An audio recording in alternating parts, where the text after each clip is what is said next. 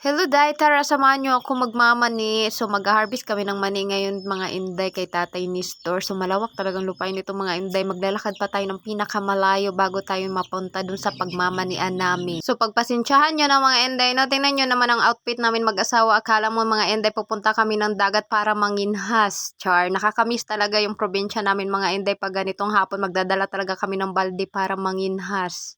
Pasensya na mga inay, hindi ko alam talaga ang Tagalog ng panginas. At itong mga inday, malayo pa talaga lakbay namin. Ang laki kasi yung ektarya ng lupain nila Tatay Nestor niyan mga inday, no? So ngayon lang naman ako babalik sa aking pagmamani.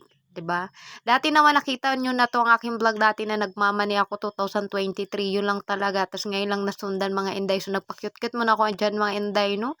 Tingnan nyo naman to mga pananim na to mga inday. 'Di ba? Ang lawak naman ng pinyahan itong mga inday. Oh, tingnan nyo naman. Paldo talagang may-ari niyan.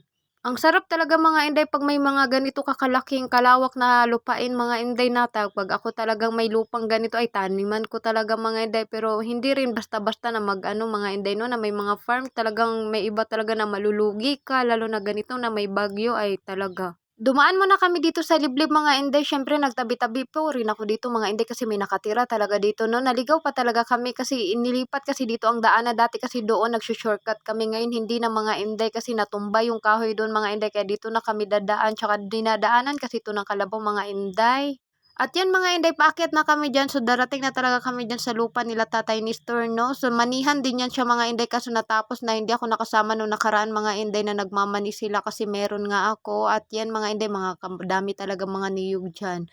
So ito dati mga inday nung nakaraan natapos nila ate dito. Napakalawak talaga puro manihan yan mga inday hanggang dun sa dulo. Kaso natapos na rin nila yan mga inday. Namulot-mulot naman ang asawa ko diyan ng mga mani mga inday kasi may tira-tira kasi kaya tingnan niyo naman. Oh, 'di ba? Nakakamiss talaga sa probinsya mga inday. Tingnan niyo, ang dami talagang mga mais. Ganito talaga kalawak ang lupa nila Tatay Nestor mga inday. So papunta na talaga kami niya ng Kamalig mga inday no ng kubo-kubo. So andyan si Tatay Nestor mga inday kasi nagagawa sila ng ano diyan bilo-bilo mga inday. So sa atin sa Bohol mga inday binignit ba. So ayan si Tatay Nestor nagaano ng niyog. So sabi ko sa kanya, "Hi ka sa aking vlog tatay." O 'di ba? So pumasok na ako diyan mga inday, hindi ko na pinakita sa inyo kasi pinas forward ko na lang talaga no. At ito mga inday, ito pa lupa pa rin nila to mga inday, 'di ba? Napakalawak. Doon pa kami sa pinakadulo niyan magmamani mga inday. Mahaba pa talaga yung lalakbay namin yan mag-asawa mga inday. So naiwan na talaga sila ate niyan kasi nandun sa likod nagmamarintes sila ni Ninang. Naligaw-ligaw pa talaga kami mag-asawa niyan mga inday. Akala kasi namin doon sa kabila kasi nung nakaraan kasi doon kami sa kabila nagmamani doon sa pababa, doon sa dito sa kaliwa. Eh, doon pala mga inday, hindi pala dito. Doon pa pala sa kabila. Ay, nako, dito pala sa kanan. Naligaw-ligaw pa kami mag-asawa niyan.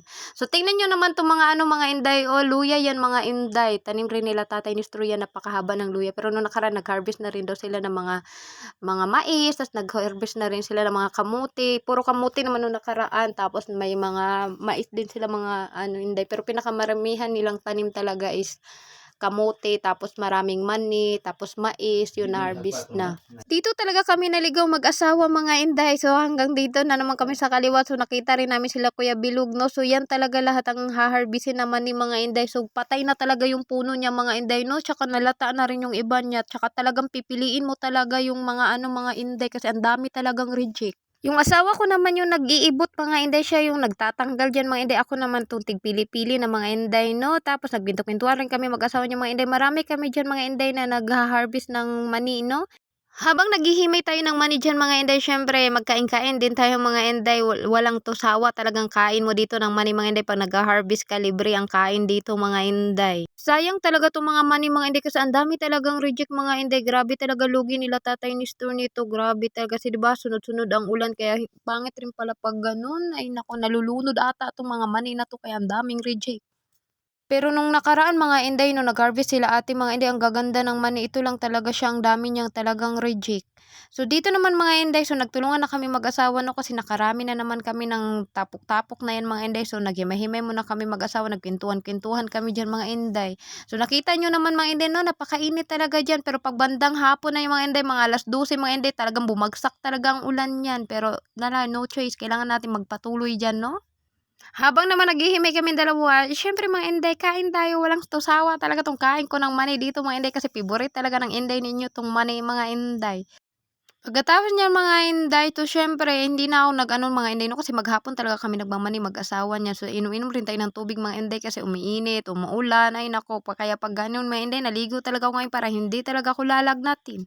Grabe talaga, lugi na nga sila Tatay Nestor dito sa ano mga inday, mura din ang bilihin ng mani ngayon mga inday, no? So grabe talagang hirap din pala maging magsasaka mga inday, lalo na sa mga gastusin talaga, no? Akala mo madali lang pero kung makatawad yung mga customer, grabe hindi nila alam yung pagod talaga sa pagtatanim. At buti na lang talaga mga inday, pag bandang hapon dyan mga inday, no, nanghingi rin kami ng mais dyan kasi may natira kasi sila mga anagon dyan mga inday. So makasaing din kami ng mais dyan, no, tapos nanghingi rin ako ng luya dyan. Pareho. Puro magulang ka.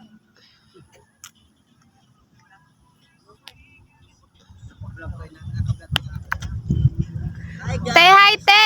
Kaug-kaug mani. Hi guys. Welcome to my vlog. Shout out sa imong mani. Shout out sa imong mani. Shoutout nga pala sa mani mo. Sabi nila, Bisaya daw ko, kahit dili man ako Bisaya. Okay, way man din siya. Hindi ka Bisaya man. Tagalog ka man. Tagalog ko. Tagalog dongan man ka. Aray ko.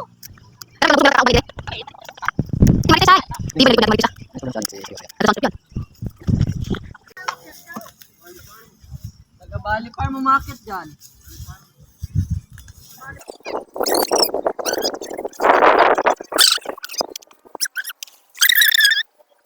Hindi yung puro ko video.